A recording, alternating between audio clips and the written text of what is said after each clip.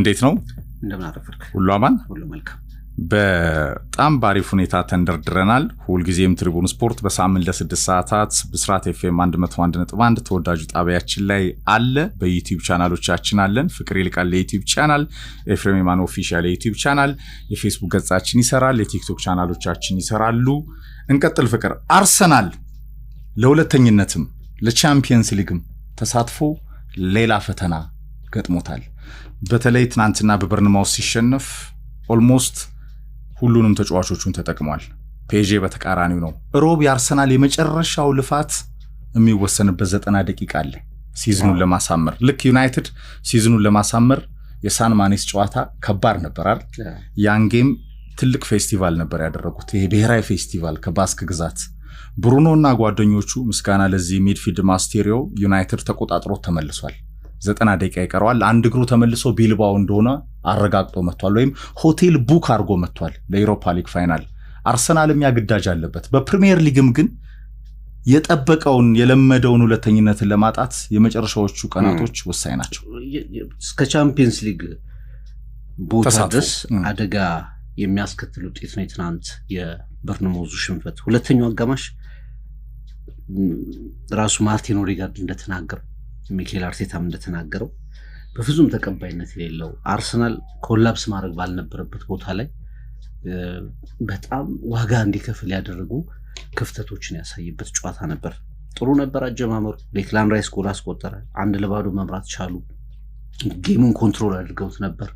የአርሰናል ይመስል ነበር። ወይ አርሰናል ተጨማሪ ጎል ያገባል ወይ ደግሞ ከዚህ ጨዋታ በ3 ነጥብ ይወጣሉ ለስታስብ፣ ሁለት ሴት ፒሶች፣ ሁለት የቆሙ ኳሶች ተቆጥሮበት አርሰናል 3 ነጥብ አጥቷል። አደጋው ምንድነው ኤፍሬም? ማንቸስተር ሲቲ ያው በ3 ነጥብ ርቀት ብቻ ተጠግቶታል። 64 ነጥብ ደርሷል። እንደገና ኒውካስል ዩናይትድ ዛሬ ከብራይተን ጋር ጨዋታ አለው። ካሸነፈ ከአርሰናል ከ2 ነጥብ ርቀቶች ላይ ይገኛል። ቼልሲ ዛሬ እንደዚሁ ከሊቨርፑል ጋር ጨዋታ አለው። ካሸነፈ በ3 ነጥብ ርቀቶች ላይ ይገኛል። ዩሮፓ ሊግ ኦል እንግሊሽ ፋይናል ከሆነ ቶትናም ከማንቸስተር ከሆነ አንዱ ሊግ አንዱ ክለብ ይለቃል። 5ኛነት ቦታ ላይ ያለውን ነገር ለማንቸስተር ወይ ለቶትናም ያስረክባል የቻምፒየንስ ሊግ ተሳትፎ ማለት ነው። ምን ያህል ከፍተኛ አደጋ እንዳለ የአርሰናልን ፊክስቸሮች ተመልከታችሁ። ኔክስት ወደ አንፊልድ ሮድ ነው የሚያቀነው። ከባድ የሆነ ጨዋታ ነው። ቀጥሎ በዚህ 3 ዓመት ውስጥ በጣም እየፈተነው የመጣው ቡድን ኒውካስል ዩናይትድ ወደ ኤምሬትስ ይመጣል። ከኒውካስል እና አርሰናል በቀጥታ ለደረጃው ይጫወታሉ። በመሃል እንደ ሲቲ እንደ ቼልሲ አይነት ቡድኖች ደግሞ ሪላቲቭሊ የማለፍ ቀለል ካሉ ፊክስቸሮች ወደ ላይ የመምጣት እድል ሊኖራቸው ይገባልና አርሰናል ድንገት በትናንቱ ጨዋታ ሰፊ አጣብቂኝ ውስጥ ነው የገባው። ግን አሁንም እድሉ በእጁ ነው ብለህ ማስቀመጥ ይችላል። አጠቃላይ ግን ስትመለከተው የዘንድሮውን ሲዝን የማዳን ጉዳይ ከዋንጫም ጨዋታ በላይ ሆኗል። የፓርክ ደ ፕሪንሱ የ90 ደቂቃ ፍጻሜ ግን ትረስት ልታደርገው ትችላለህ ወይ ቡድኑን? ለምንድን ነው ብዙ ጊዜ ወደ ዋንጫ ሲጠጋ ወደ ፍጻሜው ሲጠጋ ሲዝን ኢንድ በተቃረበ ቁጥር አርሰናል በተመሳሳይ ስህተቶች የሚቸገረው ምንድን ነው? አንደኛው ይሄ ነርቨስ የመሆን ሜንታል ፕሬሸሩን ትመለከትበታለህ። ወደ መጨረሻ ብዙ ጊዜ ኤክስፒሪየንስ በጣም ይጠይቃል። ሊደሮችን በጣም ይጠይቃል። ይሄ ጫናዎች ይኖራሉ። ዋንጫው ኤክስፔክት ይደረግባል። ደጋፊዎች ብዙ ፍላጎት አላቸው። ተፎካካሪዎች ደግሞ አንተን ለመያዝ ጠንክረው ይቀርባሉ።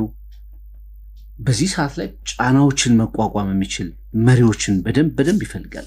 በጣም ኪ የሆኑ ጨዋታዎችን ማሸነፍ የሚችሉ ተጫዋቾች እና ደግሞ ከስህተት ነፃ የሆነ ቡድን በዚህ ሰዓት ላይ በለጠ ያስፈልጋል።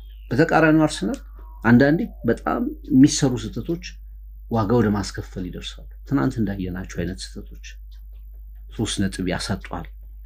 አንዳንዴ ወሳኝ የሚባሉ ተጫዋቾቹ ወሳኝ የሚባሉ ምዕራፍ ላይ ኮላፕስ ያደርጋሉ። እንደ ማርቲን ኦዴጋርድ አይነት ተጫዋቾች በጉዳት የተጎዱ ብዙ ተጫዋቾችን ከግምት ማስገባት ትችላለህ።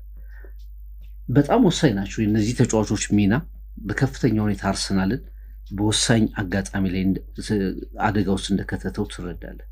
ከሁሉ በላይ ግን ባለፉት 3 ዓመታት አርሰናል 248 ቀን መርቶ ከ2 ዓመት በፊት ዋንጫውን ሲያጣ ከዛ አምና ዋንጫውን ሲያጣ በተደጋጋሚ የተነሳው ጉዳይ እንደገና ከፊት ሲመጣ ትመለከተዋለህ። አንዳንድ ክለቦች ተጫዋቾቻቸው ማሳረፍ ይችላሉ። አርሰናል ማሳረፍ አይችልም። ትናንት ማይተህ ከሆነ ኦልሞስት ቤስት 11 ገብቷል። ሊዮን ላይ ማነው ፓርክ ደ ፕሪንስ ላይ የምንጠብቀው ቤስት 11 ኦልሞስት ገብቷል። ቤን ዋይት በዚህ በቀይ መስመር፣ ሜሪኖ በትሮሳርድ ከመግባታቸው ውጪ ሙሉ ተጫዋቾቹ ገብቷል። ይሄ ደብስ የለውም በጉዳት አንዳንድ ተጫዋቾች አሁን ጆርጊኒዮን ሌሎችን አማካዮችን ለማሳረፍ የምትጠቀምበት ተጫዋች ነው። ጉዳት ላይ ነው። እሱን የሚተካ ተጫዋች አልነበርም እና አርሰናል ይሄ ስትሮንግ ባክአፕ የምትለው ነገር ካለፉት 3 ዓመታት ጀምሮ አልመለሰውም የለም። ስለዚህ አሁንም ሳካ ጉዳት እያለበት 80 ምናምን ደቂቃ ይጫወታል። የቡድን ወሳኝ ጨዋታ ሆኖ ከጉዳት ተመልሶ የኢንጁሪ ጉዳዮች ሙሉ ለሙሉ ሂደዋል በማትልበት ሰዓት ላይ ኦልሞስት 90 ደቂቃዎችን እየተጫወተ መጥቷል። አርሰናል አማራጮች የሉትም። ሌላው ምናልባት እኔ ሚኬል አርቴታ ላይ የማነሳው አማራጮች የሉትም የሚለው ነገር በቂ አማራጮች የሉትም የሚለው እንዳለ ሆኖ ግን የሱ ጨዋታ ደጋግመን አንስተነዋል። በጣም ሃይ ኢንቴንሲቲ እና በጣም ታክቲካል ዲሲፕሊን የሚጠይቅ ነው። ከተጫዋቾች ብዙ ነገር የሚፈልግ ድካም የሚፈጥር ነው። አዳፕት ለማድረግም በጣም ትግል የሚጠይቅ አጫዋት እንደሚከተል ማወቅ ይቻላል። መከላከል ላይ መሳተፍ አለብህ። ብሬከር የሚያደርግ እንቅስቃሴ ላይ መሳተፍ አለብህ። ከተጫዋቾቹ ብዙ ነገር እንደሚወስድ ይታወቃል። ግን ያሉ ተጫዋቾችን እንኳ አማራጭ አይሰጣቸውም። ለምሳሌ ኖዋኔሪ ባለፈው የባከነ ሰዓት ቦርድ ሲታይ ነው ያስገባው። ትናንትም ተመሳሳይ ነው። ትናንት ኦልሞስት ተመሳሳይ ነው። ይሄ ታክቲካል ሪጂዲቲ የሚኬል አርቴታ ላይ የሚነሳው ነገር መልሶ አርሰናልን ዋጋ ያስከፍልበት ሲዝን እየሆነ መጥቷል ብዬ ነው ማስበው እና በተለይ ደግሞ ተጋጣሚዎች አርሰናልን ልክ ሲያውቁት የሚያደርገውን ነገር ሲያውቁት እና ለሱ ምላሽ ሲሰጡ አርሰናል ጨዋታ ውስጥ ሜዳ ውስጥ እንቅስቃሴ አይቀየርም። ለምሳሌ አርነ ስሎትን ዘንድሮ በጣም ያደነቅናቸው በምንድን ነው? ተጫዋቾችን ፖዚሽን ይቀይራሉ ሲያስፈልግ። የጌሙን አጠቃላይ ሂደቱ ጨዋታው እየተከናወነ ሲቀይሩት ደጋግመን ተመልክተናል። በዛም ውጤት ይዘው ሲወጡ ከአስቸጋሪ ሜዳዎች ብሬንትፎርድን ጨምሮ ከአስቸጋሪ ሜዳዎች ውጤት ይዘው ሲወጡ ተመልክተናል። ሚኬል አርቴታ አንዴ ዲሳይድ ካደረገ አደረገ። ያ ካልሰራ ቢያንስ እኛ በምንረዳው መንገድ ምናልባት ሞክሮ ሊሆን ይችላል። እኛ በምንረዳው መንገድ ጨዋታውን በሚቀይር ኢንፍሉዌንስ በሚያደርግ መንገድ ግን ነገሮችን ሲቀይር አንመለከትምና ያ መጥፎ ጊዜ እየመጣ ነው። ባለፉት 1-2 ዓመታት ከዛ በፊትም አርሰናል ባለበት ጊዜ ላይ ወደ መጨረሻ ሲመጣ የመቸገር ኮላፕስ የማድረግ ሁሉ ነገር የማጣት ጊዜ እየመጣ ነው ወይ ብለን እንድንጠይቅ የሚያደርግ መጥፎ ውጤት ነበር ትናንት የተመለከትነው። ፔዤ ትናንትና በስትራስበርግ 2-1 ተሸንፏል። በፍሬንች ሊግ 1 ቀድሞ ነው የበላው ይሄንን ዋንጫ። ከቤስት 11 10 አልነበሩ። ለምን ሲኖረው ጌም ቴምፖ የሚለውን ነገር የሚያነሱ ሰዎች ስላሉ ፍቅር አንዳንድ ያይህ ከወሳኙ ጨዋታ በፊት የነበረው ላይ ውህደት ለመፍጠር እንዳተል አመቱ ሙሉ አብረን ትተዋወቃለህ። ናሽናል ቲም አይደለም ይሄ ኢንተርናሽናል ጌም አይደለም። ናሽናል ቲም እኮ ፍሬም አንዳንዴ የምድብ ጨዋታ ላይ 3 ነው የምታደርገው አይደል? ሁለቱን ታሸንፍና ሁለቱን 6 ነጥብ ይዘህ ኳሊፋይ ስታደርግ ናሽናል ቲም ነው። ሶስተኛው ጨዋታ ላይ ኦልሞስት ቡድኑን ታሳርፈዋል። ኳሊፋይ ስታደርግ ኳሊፋይ አድርገህ ብዙ የዓለም ዋንጫ የተለያዩ ውድድሮች ላይ ተመልክተናል። ኳሊፋይ ስታደርግ ሶስተኛው የምድብ ጨዋታ ላይ ትርጉም የሌለው የምድብ ጨዋታ ላይ ብዙ ጊዜ ናሽናል ቲም ወሳኝ ተጫዋቾች ረፍት ያደርጋሉ። ኢቭን ናሽናል ቲም ነው የምልህ ቅድም እንዳልከው አመቱ ሙሉ ለሚግባቡ ተጫዋቾች ግን ቴምፖ የምትለውን አንዳንድ ይሄ ጌም ቴምፖን ለመጠበቅ ነው። የመጨረሻው 90 ደቂቃ አድቬንቸር በፊት ያለው ላይ ቲምህን ለማዋሃድ ነው የሚሉ ሀሳቦች አንዳንዴ ደግሞ አያስኬዱም ነው።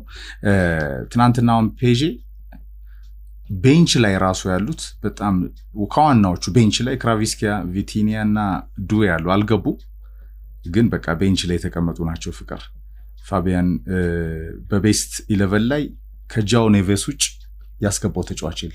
ጃኦ ኔቬስ ብቻ ነው የገባው። ዛይሬ ሚሬ ተቀይሮ የሚገባው ነው። ከዛ ውጭ ባራኮላ እና ጎንዛሎ ራሙስ ነበሩ በቤስት 11 ተቀይሮ የሚገቡ ናቸው። የፔዤ የኤንሪኬ 11 ቀዳሚ ግን አይደሉም። ዋናው ሱፐርስታር ሁላ የለም ፍቅር። ጃኦ ኔቬስን 87ኛው ደቂቃ ላይ ነው ፋቢያን ሩይዝ የቀየረው። 3 ደቂቃ ነው የተጫወተው ማለት ነው። እነዚህ መሃል ሜዳው ላይ ግራ የሚያጋቡ በኳስ ቅብብል ሮንዶ የሚያጫውቱ ከጃኦ ኔቬስ፣ ቪቲኒያ እና ፋቢያን ሩይዝ ጋር። በተቃራኒው ወደ አርሰናል ስንመጣ ፍቅር እንደጠቀስከው ነው። ሬያ ዋይት ራሱ እኮ በቤስት 11 ያለ ነው። ቲምበርን አሳልፎት ሳሊባ፣ ኩዌር፣ ስኬሊ ሌላ አማራጭ የለም ነው፣ ግድ ነው። ከግብ ጠባቂው ጀምሮ አስቡ። ኦዴጋርድ፣ ፓርቴ፣ ራይስ። ፓርቴ ይመለሳል፣ ትልቁ ተስፋ እሱ ነው። ኖ ፓርቲ ብለናል። ፓርቴ ተመልሷል። ኦዴጋርድ፣ ራይስ አብረው የነበሩ ናቸው። በጣም እነዚህ ተጫዋቾች በተለይ ራይስ እና ኦዴጋርድ፣ የኦዴጋርድ ያሁን ያለ ደካማ አቋም በተደራራቢ ጨዋታ ውስጥና ጫና ውስጥ የመጣ ነው። ሳካ፣ ትሮሳርድ፣ ጋብሪኤል ማርቲኔሊ። ሳካ ጉዳት ያለበት ነው 87 ደቂቃ። ማርቲኔሊም ተመሳሳይ ጉዳት ያለበት ነው። ሙሉ ደቂቃ ነው የተጫወተው። ማን ነው ትናንትና 86ኛው ደቂቃ ላይ ነው በስተርሊንግ የገባው። ትናንት ስተርሊንግን ለምንድን ማታሰልፈው? ኦዴጋርድ 90 ደቂቃ ጨርሷል። ራይስ 74ኛው ደቂቃ ላይ ሜሬኖን እስኪቀይር ድረስ ፍቅር በዛ ላይ ተሸነፈ። ለምሳሌ በርንማውዝ የአውሮፓ የሆነ ውድድር ለማግኘት ጥረት የሚያደርገው ቲም ነው አይደል? 2 ጎል ያስቆጠረው እኮ 2 ኦን ታርጌት ሞክሮ ነው። 2 የሞከረው 2 ያገባ። አርሰናል የመራውን ጨዋታ ለቀቀ። ከፊት ለፊቱ እንደ ወርልድ ካፕ ፋይናል አይነት የቻምፒየንስ ሊግ አድቬንቸሩ ላይ ያ ትልቁን ሪያል ማድሪድ ገንድሶ አሳምኖ የመድፉን ደጋፊዎች ከፍታ ሰማይ የሰቀለው መድፈኛ ከኤምሬትስ በፔጄ በጣም ከባድ ፈተና ገጥሞታል። ግን በዛ ጨዋታ አርሰናል ጎል ለማግኘት ከጫፍ ደርሷል። በዶናሩማ ኳሊቲዎች ነው የዳነው። አርሰናል 90 ደቂቃውን የማዳን ሲዝኑን የማዳን ወደ ሙኒክ ፋይናል ለማቅናት ሮብ ምሽት ከመቼውም ጊዜ በላይ ከባድ ፈተና ይጠብቀዋል ከአረፉት የፔጄ ተጫዋቾች ጋር። እሁድ፣ ሰኞ፣ ማክሰኞ አርሰናል 3 ቀን ያርፋል። ጉዞ አለው። አዌይ ማች ነው።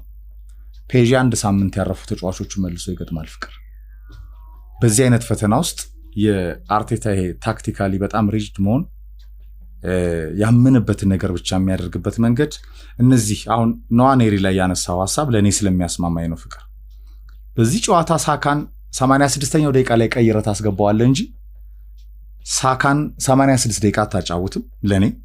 ስተርሊንግን 86ኛው ደቂቃ ላይ ማስገባት ሳይሆን ከመጀመሪያ ታስጀምረዋለህ። ማርቲኔሊን ነው ልትቀይረው የምችለው የመጨረሻዎቹ 10 ደቂቃ ሲቀር። እኔ ኢቭን ኦዴጋርድ፣ ራይስን እንደዛ። ፓርቴስ እሺ አልነበረም በቀዩ ምክንያት በቢጫው ምክንያት በዛ ጌም አልተሰለፈም።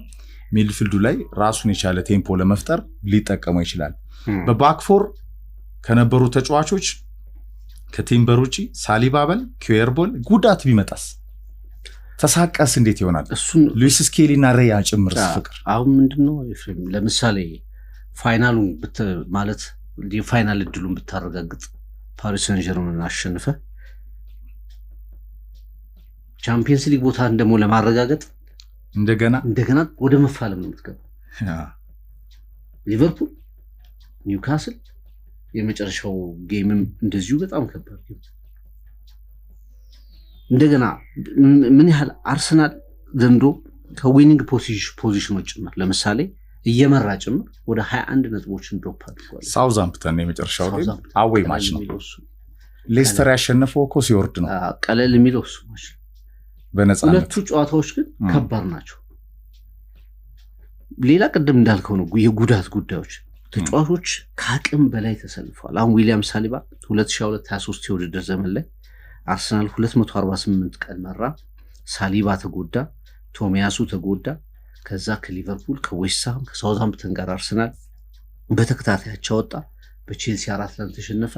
መጨረሻ ማንቸስተር ሲቲ በሲቲ 4-1 ተሸነፈ። መጨረሻ ሲቲ ሻምፒዮን ሆነ። የዊሊያም ሳሊባ መጎዳት መጨረሻ ላይ ያመጣውን ነገር እናስታውሳለን።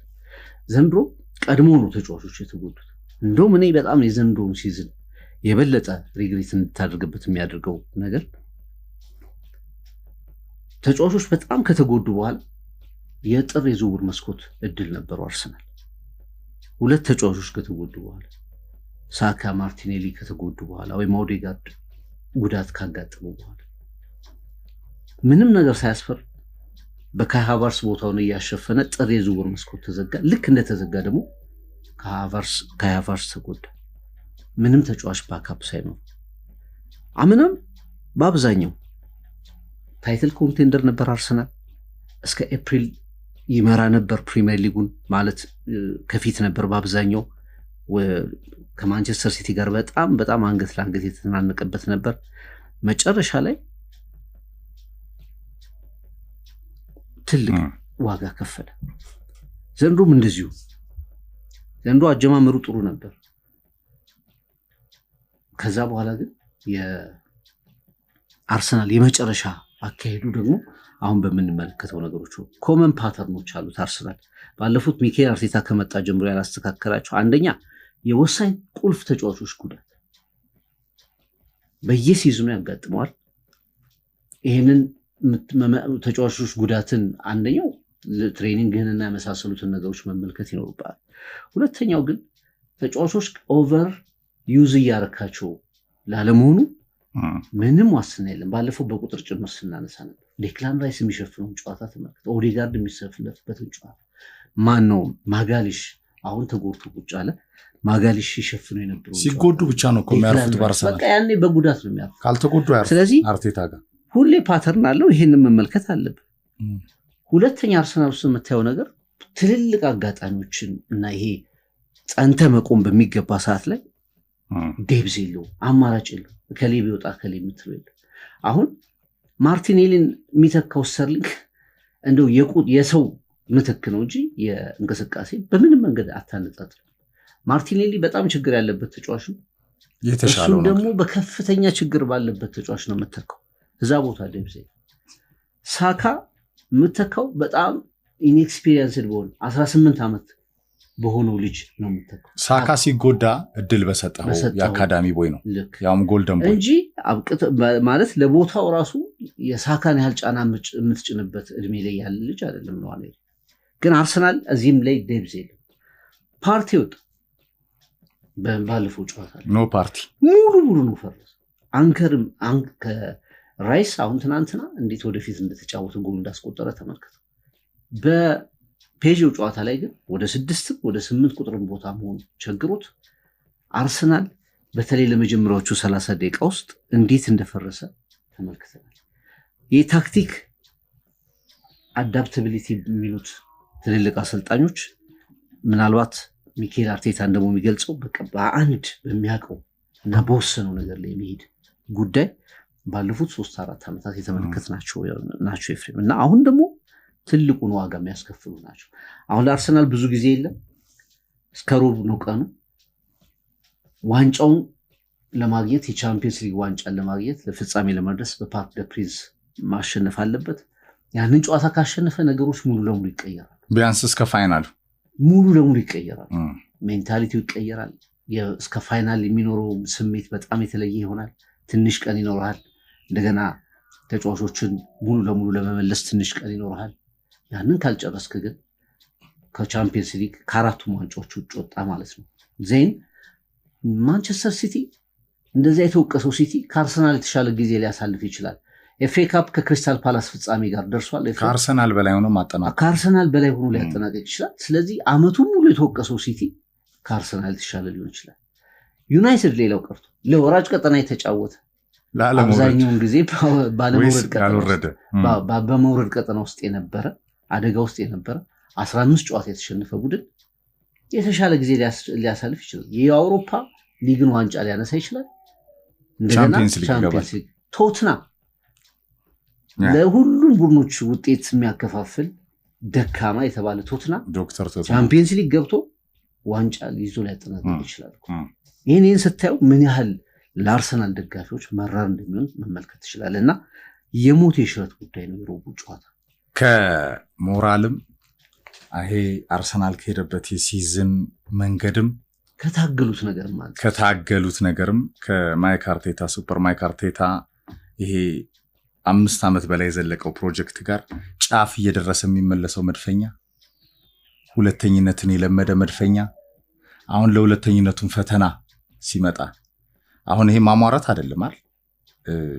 ስፖርት ትገምታለህ፣ ቀጣዩን አድቬንቸር ታያለ፣ ከትናንት ትነሳለ። መንደርደሪያ እሱ ነው። አሁን ትናንት አርሰናል በበርንማውስ ሲሸነፍ ትልቁ ጨዋታ ከፊቱ ይጠበቃል። ዴብዙን አንስተናል።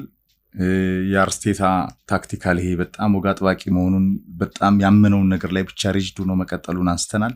ከዛ ውጭ ደግሞ መድፈኛው ያለውን ምድል ወደ ከፍታው ሪያል ማድሪድን ሲያሸንፍ በ180 ደቂቃ ከኤምሬትስ እስከ በርናባው የነበረ ዳንኪራ ኤምሬትስ ላይ ፔዥ ያቀዘቀዘው በተረጋጋ የጨዋታ ቅርጽና ስታይል ከኤንሪኬ በጣም ልጆች ጋር ፓሪስ ሴን ጀርሜን ቀላል ተጋጣሚ እንዳልሆነ አሳየ። ይህንን ሊቨርፑል ላይ አሳይቷል። አንፊልድን ጸጥ አሰኝቷል። ቪላ ፓርክ ላይ ለተወሰኑ ሞመንቶች ከዩናይ ኤምሬ ሬሞንታዳ ሙከራ ጋር ተቸግሯል። ያንንም ማኔጅ አድርጎ መጥቷል። አርሰናል ማድሪድን ሲያሸንፍ ዋንጫውን ማስተሩን ስታሸንፍ ስነ ልቦናውን እስከ ወዳኛው ቀይሯል። ይሄ በታሪክ የሚቀመጥ ነው። ግን ዋንጫ አይደለም አይደል? ዋንጫ አይደለም። ሁለተኝነት ራሷን ተቀባይነት ጠፋ ከሰሜን ለንደን አይደል? ፍቅር ሁለተኝነትን ማጣት እንዳለ አይደለም፣ ሁለተኝነት 3-4ኝነትን ማጣት ሊመጣ እንደሚችል ሲዝኑን የሚወስነው ጨዋታ የፓርክ ደ ፕሪንሱ እንደሆነ ከሮም ምሽት በኋላ ግን አርሰናል ያንን ሉዝ ካደረገ ሊቨርፑል ይጠብቃል። ያንፊልድ ላይ ግራና ቀይ ቆመህ ይሄ ጋርድ ኦፍ ኦነር የሚሉትን ሻምፒዮኑን አክብረህ እዛ አንፊልድ ላይ 3 ነጥብ የውዴታ ግዴታ ታደርገዋለህ። ከትልቁ ውድድር ወጥተህ ልፋትህን ሁላ መና አድርገህ ፍቅር እንደገና ደግሞ ወደ ትልቁ ውድድር ለመመለስ ማለት ነው በቀጣይ ዓመት የ3 ነጥብ ግዳጅ። ምክንያቱም ሲቲ አርብ ካሸነፈ በኋላ 64 ደርሷል። ኒውካስል ዛሬ ይጫወታል ፍቅር ካሸነፈ 65 ይገባል። ከብራይተን ይጫወታል 10 ሰዓት ላይ። ቼልሲ ከሊቨርፑል ይጫወታል። ሻምፒዮኑን ብሪጅ ላይ ግራና ቀኝ አክብሮ ቼልሲም ይቀበላል ሞግሬትና ጓደኞቹ። ቼልሲ ካሸነፈ 63 ይሆናል ፍቅር።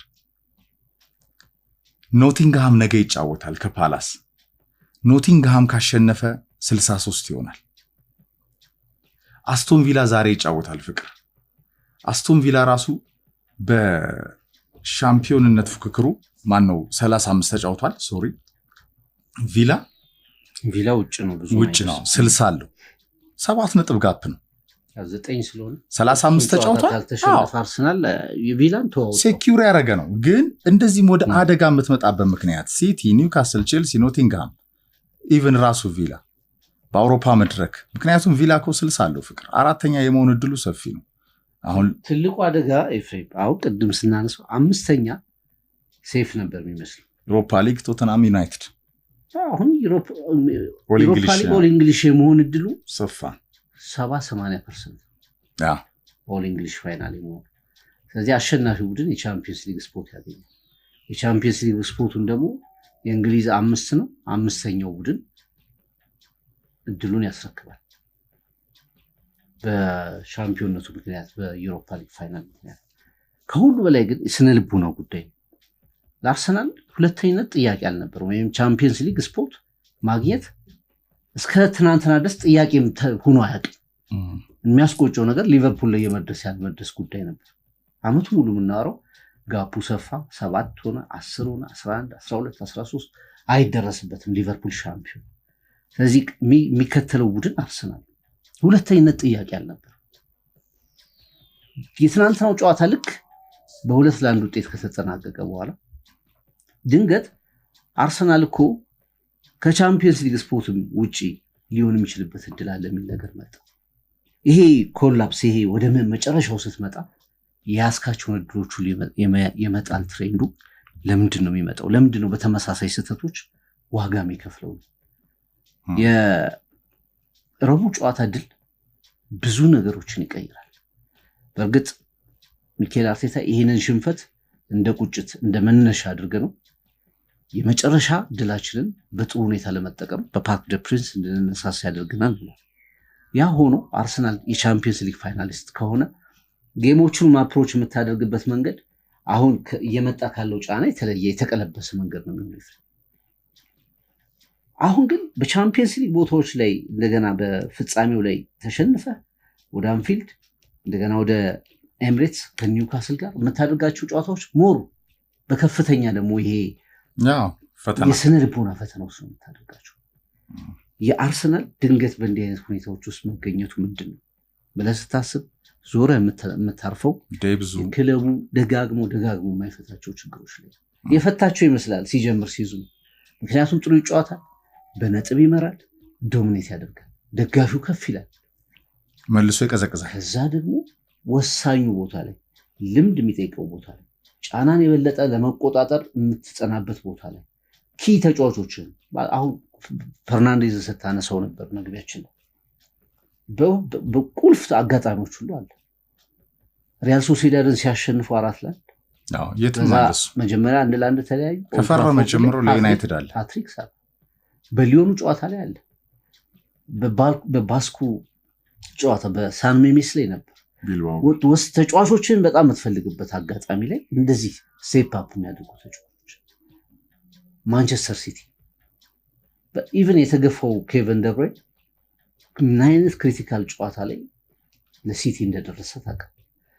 የምትፈልግባቸው ሞሳላ ሊቨርፑልን ምናልባት ሞሳላ ያለሱ ክሪቲካል ኢንተርቬንሽን ወይም ደግሞ እሱ በልክ ባይገኝ ኖሮ ስለ ሊቨርፑል ሻምፒዮንነት ብዙ ላናወራ እንችል ነበር፣ ወይም ቫንዳይክ ከኋላ እና ሌሎችም ተጫዋቾችን ታነሳለህ። አርሰናል ላይ እንደዚህ አይነት ተጫዋቾች ወሳኝ የምትላቸው ተጫዋቾች በጫና ምክንያት በፊዚካል ጫና ምክንያት ስለሚደክሙም ጭምር አታገኛቸውም፣ በልክ አታገኛቸውም። አልፎ ኦዴጋርድን በዚህ ሲዝን ለምሳሌነት ማንሳት ትችላለህ። ያለፉት 2 ሲዝኖች የአርሰናል እውነተኛው ታጋይ ተጫዋች ነበር። ዘንዶ ከአቅሙ በታች ሆኗል፣ ከአቅሙ በላይ ሆኗል። ጨዋታዎቹ እያንዳንዱ ጨዋታ የሚሰለፍበት የሳካን ጉዳት፣ የሳሊባን ነገሮች፣ የዴቪድ ራያን አልፎ አልፎ የሚፈጠሩ ስህተቶች ምናምናም ተመልከታቸው እና ይህ ተጫዋቾችህን ደግሞ ጎልቶ የሚወጣው ተጫዋች ማን ነው የሚለውን በዚህ ሰዓት ላይ ማግኘት ላይ አርሰናል ደጋግሞ ሲቸገር ተመልክተነዋል። አርቴታ በዛ ደረጃ ብዙ አጋዥ ሆኖ አልቀረበም። ከ1-0 የፔዤ ሽንፈት ማግስት ያልተጠናቀቀ ምዕራፍ ነው። ሃፍታይም ነው። ቻምፒየንስ ሊጉ ማክሰኞም ሮብም በተለይ ማክሰኞ ሳንሲሮ ላይ ከካታሎኒያን መንደር 6 ጎል ትሬለር ያየንበት የኢንተር ባርሳ ጨዋታ ከላሚን ያማል ምትሃት ጋር ይጠበቃል። ኢንተር ምን አይነት ቡድን ነው? በተለይ የቡድን መዋቅሩና ቅርጹ ቻምፒየንስ ሊግ እንዲህ አይነት ቡድኖችን ይፈልጋል። ዋንጫው ራሱ ፍቅር በጣም ስትራቴጂስት ጌም ፕላን ያለው በደንብ የተደራጀ ቡድን መሆኑን አሳይቷል። ያማል እና ምትሃቱ ነው ባርሴሎና እንደ ልቡ ጎል የሚቆጠርበት ቡድን ነው። ማክሰኞ ሌላ ድሪም ሰሚፋይናል አለ። ሮብ ለመድፉ ደጋፊዎችም ለዓለም እግር ኳስም ሌላ ድሪም ሰሚፋይናል አለ። ግን አርሰናል ደብዙ የቡድን መዋቅሩ አማራጮችን በጣም በስፋት አለመያዙ፣ በገበያው አለመሳተፉ እንደ ሙዚቃ በጣም የተለማመደው ይሄ በቃ አርሰናል ላይ የትኛውም ሰው ሲያወራ የሚነሱ ነገሮች ናቸዋል። አመቱ ሙሉ ያወራናቸው ነገሮች እንዴት ሰፕቴምበር ላይ ኦገስት ላይ ያወራው ሜይ ላይም አለ። አርሰናል ቤት ፍቅር ሴም ኦልድ ስቶሪ ቀጥሏል። ያ የውጤት ዋጋ እያስከፈለው በጣም ከፍ ያለው አድናቆት ብቻ አይደለም፣ ከአድናቆት ቃላት በላይ የሚገባው የማይክ አርቴታ የስልጠና ስራ ላይ የቀዝቃዛውን ውሃ እየቸለሰ እዚህ ደርሷል። አልተጠናቀቀም ምዕራፍ። በዚህ አድቬንቸር ማሸነፍ እና ኮንሲስታንሲ ደግሞ ይመጣል እኮ በቀጣይ ቻምፒየንስ ሊግንም ካሸነፍክ በኋላ ከዙፋን መውረድ አፈልግም አይደል? ይሄ የእግር ኳስ ባህሪ ነው፣ የፉክክር የስፖርት ባህሪ ነው። እና ሮብ ከፔዤ ሽንፈት በኋላ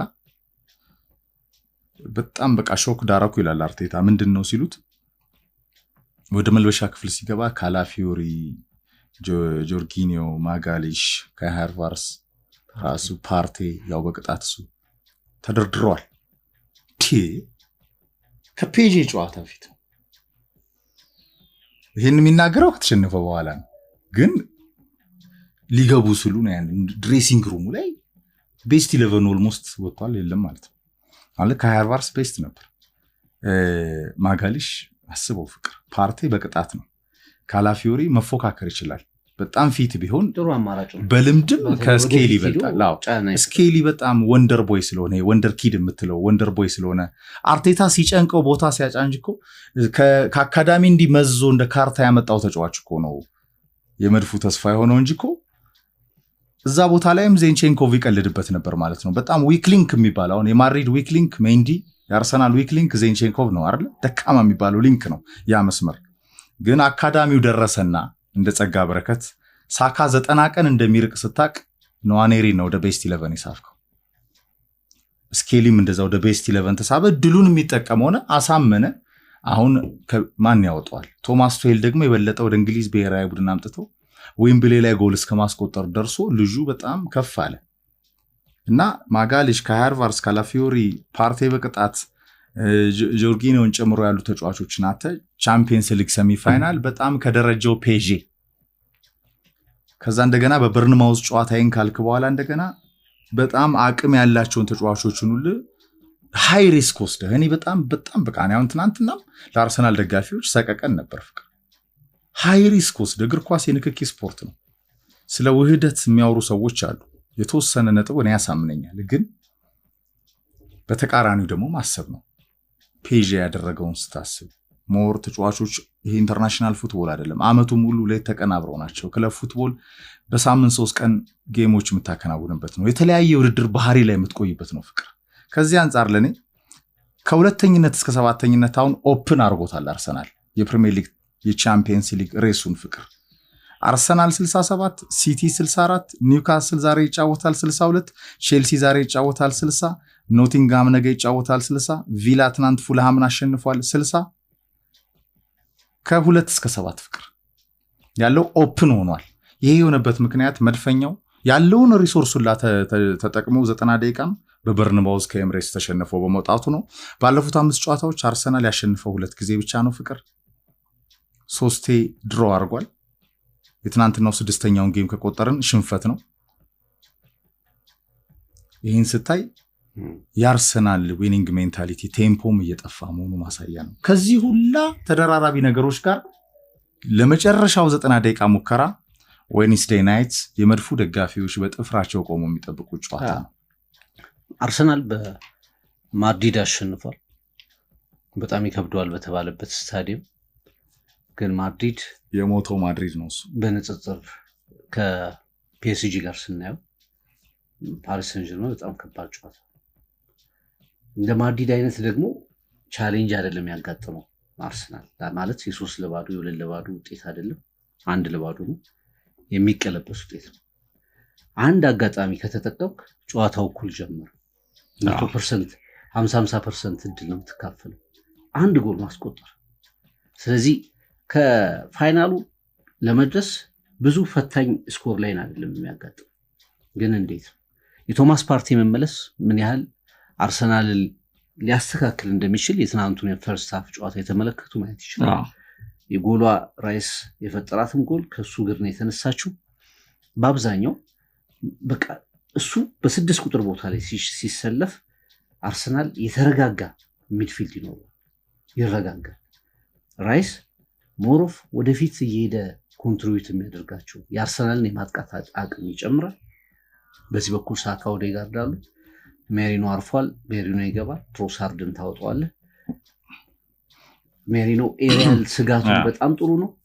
እንደምታውቀው በፔዥም ጨዋታ ጎል አስቆጥሮ ነበር። ምናልባት በትንሽ አጋጣሚ ነው ኦፍሳይድ ሆና ያቺ ጎል የተሻረችው። አርሰናል የማጥቃት አቅሙን እንዲጨምር ያደርጋል። ሚድፊልድ ላይ ይረጋጋል። ፓሪስ ሰን ጀርመኖች እንደ ልብ ሲዋኙበት የነበረውን ይሄ የክፍተቱን የመሃል ሜዳ የበላይነቱን ልክ ኤምሬትስ እንደነበረው አድቫንቴጅ አያገኙበትም በእርግጠኝነት ቶማስ ፓርቲ ወደ ሜዳ ሲገባ። ከዛ ቀጥሎ ግን አንዳንዴ እንዲህ አይነት የጨዋታዎች ደግሞ እንዲህ አይነት አጣብቂኝ ውስጥ አርሰናል የሚነሳባቸው ሲሆኑ ተመልክተናል። በተለይ በሚኬል አርቴታ ዘመን የሚነሳባቸው ሪከቨር የሚያደርጋቸው ሲሆኑ ተመልክተናል። ቁጭት ይፈጥራል ተጫዋቾቹ ላይ፣ ያልተጠበቀ ነገር ይዞ ይቀርባል። ይሄንን ማድረግ ከቻለ አርሰናል እንደገና ሲዝኑን የማዳኑ ጉዳይ ሊጨምር ይችላል። ግን ማይካደው ነገር በፍጥነት ኮላፕስ እያደረገ መጥቷል አርሰናል። እዚህ ጋር ለምሳሌ እንደ አንድ ሊቨርፑል ዋንጫውን አንስቶታል። ምን ትላለህ? ከአሁን በኋላ ትደርሳለህ ሲሉት የሰጠውን መልስ ነው የማስታወስ። ወዴት ነው የሚደርሰው? እንደዛ ቢሆን እኔ ነገ ሜዳ ውስጥ አልገባም፣ ሜዳ ውስጥ አልመለስም። አርሰናል አሁንም ለዋንጫ ይጫወታል። አቋሙ የነበረው እስኪ በላ ድረስ መልስ ማለት ነው።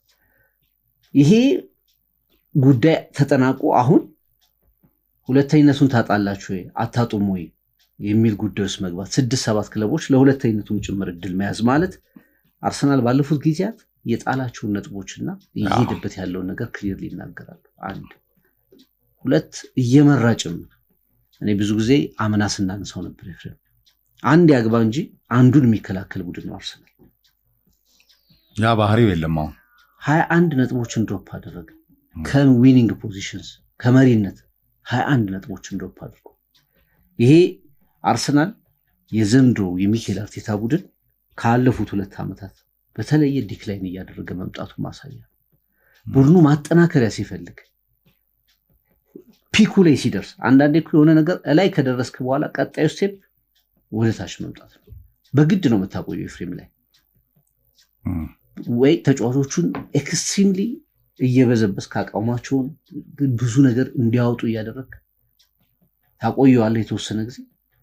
ከዛ ግን ሁሉን ነገር በጉዳት ቀደም እንዳልከው እኮ ነው ተደርድረው ልክ የመጨረሻው ፊሽካ ሊነፋ ሲል የፔዥው ጨዋታ ላይ ተደርድረው የምታያቸው ተጫዋቾች በሙሉ ጆዜ ዩሮፓ ሊግን ሲያሸንፉ ዩናይትድ ደርድሯቸው እንደነበሩ በክራንች ደርድሯቸው እንደነበሩ አይነት ተጫዋቾች ይሄ ሁሉ በምን መጣ ስትል ቀጣይ ዓመትም አርሰናል ሲመጣ በቻምፒየንስ ሊግም በፕሪሚየር ሊግም ሲፎካከር አሰልጣኙ ኮቺንግ ስታፉ ሊያያቸው የሚገቡ በጣም ሰፊ ነገሮች እና ክፍተቶች እንዳሉ የሚያንጸባርቅ ነበር ማለት እንችላለን። ምናልባት አንድ ከሮቡ ጨዋታ የመጨረሻ ወሳኙ 90 ደቂቃ ከፓሪዚያኑ መንደር ከዛ ከፔዥ አልትራስ ደጋፊዎች ርችት ጋር ፍቅር ማድሪድ አይደለም አሁን የሚጠብቅ ማድሪድ ብዙ ያወራ ነበራል። አሁን ፔዥ አያወራማ ያወራ ነው ፔዥ እንቀለብሰዋለን አይልም ፔዥ።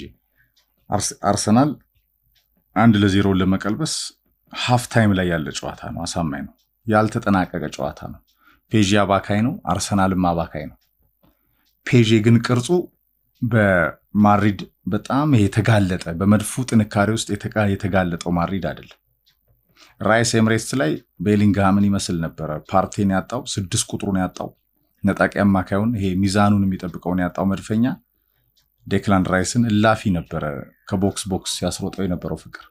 ኳሱን ከሰጠናቸው አበቃልን ብሏል ራይስ። ፓሪስ ላይም ኳሱን የምንሰጣቸው ከሆነ ኳሱን ከደበቁብን እኛ ሞተናል ብሏል። ማለትም ኳሱ ለፔዥ እግር ላይ የሚቆይ ከሆነ ያ ነበር አይደለ ኤምሬትስ ላይ የነበረው ትልቁ ኳሊቲ። ፔዥ ኳሱን መቆጣጠር ይችላል። ቪቲኒያ፣ ፋቢያን ሩዝ፣ ጃኦ ኔቬስ፣ ዴምቤሌ፣ ክራቪስኪያ፣ ዱዌ፣ ማርኪኒዮስ፣ ሃኪሚ የመሳሰሉ የላቀ ልምድ ያላቸው ከዶናሩማ ሃይ ኳሊቲ ጋር አርሰናል ጎል ሳያስቆጥር የተመለሰው ራሱ አባካይ ነው።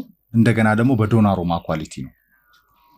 ይሄ የቡድን መዋቅር ከአልናስር ምኞት ጋር ከናስር አልካሊፋ የፔዥ ባለቤት ምኞት ጋር 13 ዓመት የተለፋበት ፕሮጀክት፣ ቢሊዮን ዶላሮችን ያቃጠለ ፕሮጀክት፣ ጋላክቲኮችን የሞከረ ፕሮጀክት ቪቲኒያን አይቅርብህ እስከ ማለት ሜሲ ደርሷል እኮ ፍቅር። ይሄ መሃል ሜዳ ላይ በሚያሳየው ነገር ሜሲ ብዙ አልተደሰተም እና ደካማ ነህ እስከ ማለት አትችልም ነው እንዴ? አይደለም። ቪቲኒያ ግን ፋይናሊ ምን እያሳየ እንደሆነ የተጫዋች በጣም አጫጭሮች የፔዥ የፓሪዚያኑ ምሰሶዎች ሞደርን ፉትቦል ላይ አእምሯቸው በጣም ፈጣን በዣቪ ኢኒየስታ ቅኝት የተቃኙ ኤንሪኬ ከባርሴሎና የወሰደውን ልምዱን ኮፒ ፔስት ወደ ፓሪስ ያመጣበት በጣም አለርት ኤምሬትስ ላይ አሸንፎ የመጣ እንደ ማድሪድ 3-0 ተደልቆ የመጣ አይደለም። ውጤቱን አስጠብቆ ሙኒክ ላይ ሌላ ሀያል ራምብል አለ ፍቅር። ያ ራምብል ወይ ኢንተር ነው ወይ ባርሴሎና ነው። ምትሃተኞች ያሉበት እንደገና በካቴናው ቀመር የተቃኘ ኢንተር ሚላን ደግሞ ከጆዜ የ2010 ውርስ የወሰደው ኢንተር ሚላን ማክሰኞ ምሽትም የዓለም እግር ኳስ ስፖርት ቤተሰቦች እንዲናፍቁት ይደረጋል አይደል? ከዚህ አንጻር አርሰናል በጣም በለፋበት የውድድር ዓመቱ የዘንድሮ ብቻ አይደለም ፍቅር።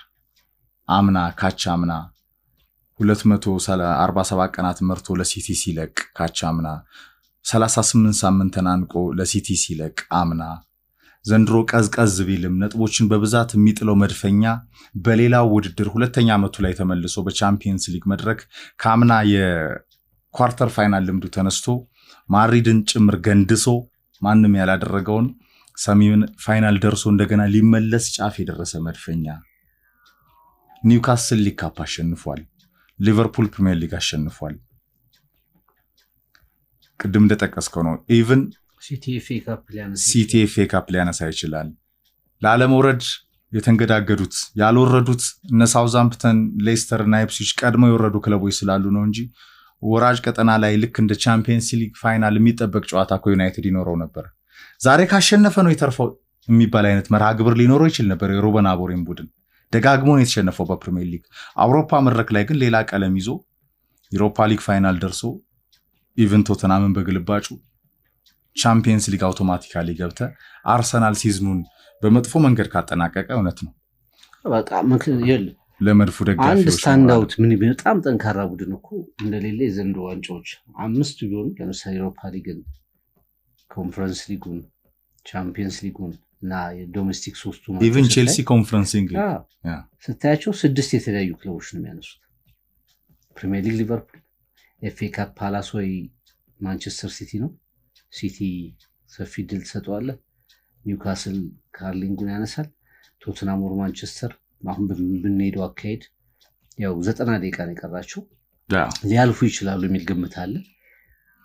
አንዱ ዋንጫ ያነሳሉ። አሁን ሲቲ 3 ያነሳበት ዋንጫ ነበር። አንዳንዴ ደብል ይነሳል ካርሊንጉና ፕሪሚየር ሊግ። እንደዚህ አይነት ቲም አልተመለከትም። ትሪብል እንኳን ባይሞከር እንደዚህ አይነት ቲም የለም። ሁሉም ቡድኖች ባላንስ ናቸው። አርሰናል እንዳለው ጥንካሬ እንደሄደበት ኤክስፔሪየንስ እንደ ባለፉት 2-3 ዓመታት ቡድኑ እንዳሳየው ነገር እንደሙከረው ከ6 ዋንጫዎች ማለት ነው አቬሌብል ከነበሩ ያልተሳተፈባቸው ነው ዩሮፓ ሊግ፣ ኮንፈረንስ ሊግ ከ4 ዋንጫዎች ግን ቻምፒየንስ ሊግን ጨምረ 3 ውድድሮች ላይ ስለተሳተፈ አንዱ ማግኘት ግን ይገባዋልን ብዬ አምናለሁ። እና አንዳንድ ጊዜ በጊዜው አድሬስ ያልተደረጉ ችግሮች መጨረሻ ላይ ትልቁን አልቲሜት የሆነውን ዋጋ ነው የሚያስከፍሉ። በወቅቱ ክርክሮች ይነሳሉ ስለ ተጫዋች ማዛወር፣ ስለ 9 ቁጥር ብዙ ተብሏል። ማን የማንቸስተር ዩናይትዱ ዶይት ዮርክ ይመስለኛል አርሰናል ውስጥ 9 ቁጥሩን የመናቅ ብሎ ነው የገለጸው። ቀጥታ ተገቢውን ቫልዩ የመስጠት ችግር አለ። ይናቃል። 9 ቁጥሩ ይሸፈናል። በፎልስ ናይን መሸፈን ይቻላል። ብዙ ጎል አስቆጣሪዎችን መፍጠር ይቻላል። አድርጎ እኮ አሳይቷል። የተለያዩ ተጫዋቾች ብዙ ጎል አግብተው አሳይቷል። ግን የውዴታ ግዴታ ነው። ነምበር 9 ያስፈልጋል። ጨራሹ ተጫዋች ያስፈልጋል። አርሰናል በዚህ ቦታ በዚህ ፖዚሽን በስንት ጨዋታ ላይ ነው ዋጋ የከፈሉት? ክርክሩ ላይ ቦታ አይሰጠው። ግን ሲያልቅ ውድድር ካለቀ በኋላ ያ ችግር ትልቅ ሆኖ ትመለከተዋል። በቂ ነው ይላል ክለቡ። ተጫዋቾቹ የተለያዩ ፋይናንሻል ኮንስትሬንቶቹ ምኖቹን ሳይቀርፍ ይጠራል። የሚቀየር ተጫዋች የለም። ወሳኝ ተጫዋች ሲጎዳ መጨረሻ ላይ ዋጋ ትከፍላለህ። እንደዚህ አይነት ተመሳሳይ ትሬንዶች ሚኬል አርቴታን ቡድኑ የሚያስከፍሉት ዋጋ በዚህ ዓመት ላለመኖሩ አንደኛውና ብቸኛው ተስፋ የሮቡ 90 ደቂቃ ፍልሚያ ብቻ ይሆናል ማለት ነው። በጣም አሪፍ እናጠናቅ። ዩናይትድም እኮ ነምበር 9 አለው የለም እንጂ በጣም ጥሩ ነበር ለኔ። በሳን ማሜስ የመጀመሪያዎቹ ደቂቃዎች ላይ ኪዮስ በመፍጠር በኋላ ያችን ፔናልቲም እንድትገኝ በማድረግ ተጫዋቹ እንዲወጣ በማድረግ ግን በመኖሩ ብቻውን እኮ አንዳንድ ጊዜ የሚጠቅም አጋጣሚ ያለ አመቱ ሙሉ ደካማ ነው ማትፈልግበት ነምበር 9 ያስፈልጋል የሚለው ያስተማማናል። ግን መኖሩ ራሱ እኮ አንዳንዴ በራሱ ለተቃራኒ ቡድን የሚፈጥረው ጫና ትልቅ ነው። እሱ ያግባባናል። ሆይላንድን መተው ነው ትክክለኛው ነው የሚለው ላይ 9 ቁጥሩ ለዩናይትድ ይመጥናል። የአርሰናል ያሁኑ ያለ 9 ቁጥር ይሻላል የሚለው ያስኬዳል። ግን በሞደርን ፉትቦል ነምበር በረኛ እንደሚያስፈልገው ነምበር 9 ያስፈልጋል አይደል? ጎል አስቆጣሪዎችን ቨርሳታይል አድርገህ ከመስመር የሚነሱ ልክ አሁን ኦንድሪ፣ ዊልቶርድ፣ ካኑ፣ ሮቤርት ፔሬዝ፣ ቤርካምፕ የምንለው የወርቃማው ትውልድ ፍቅር አይደል? ሁሉም ጎል ያስቆጥሩ ነበራል ቪየራ ጭምር። ግን ዋናው ግን ጎል አስቆጣሪ ንጉሱ ነው፣ ኦንድሪ ነው። ከመስመር ይነሳል። ሞር ግን ነምበር 9 ነበር፣ ብዙ ጎል ነው የሚያስቆጥረው። በየአመቱ 30 ከዛ በላይ 25 በዛ በላይ የሚያስቆጥር ያስፈልጋል። በረኛ እንደሚያስፈልገው ሚድፊልድ እንደሚያስፈልገው ያስፈልጋል። ነምበር 9 ያስፈልጋል የሚለው ያስማማል። አለዛ ደግሞ እንጂ ሆይላንድ ሐሰተኛ 9 ቁጥር ነው የምሸፍነው ማለት እውነተኛው ያንን መሸፈን የሚችል መሆን አለበት። አሁን ፔጂ ላይ ልክ ነው ብዙ ተጫዋቾች አሉ ፎርዋርድ ዴምቤሌ፣ ክራቪስኪያ፣ ዱዌ እንደገና አማካዮቹ ጎል ያስቆጥራሉ። ሻርፕ ደግሞ ራሞስን ታስገባለህ ስትፈልግ ጎንዛሎ ራሞስ ጎንካሎ ራሞስ በፖርቹጋልም እንደዛ ተጠቀምበታለህ ስትፈልግ። ኢንተርን ውሰድ ማርቲኔዝ አለ ቀይሮ የሚያስገባቸው ተጫዋቾች በዛ ቦታ ላይ ያንን ያደርጋል። ባርሰሎና ሌቫንዶቭስኪ አለ ብቻ ማንቸስተርም ሆይላንድ አለ ሪሲለር ከስካንዲኔቪያን የመጣ ሪሲለር ፍቅር ደግሞ እኮ በኤሪን ሃላንድ ቀለም የመጣ ተብሎ አካባቢያቸው ብቻ ነው የሚያመሳስላቸው እንጂ ነምበር 9 ያስፈልጋል የሚለው ያስማማናል። ለማንኛውም እናጠናቅ።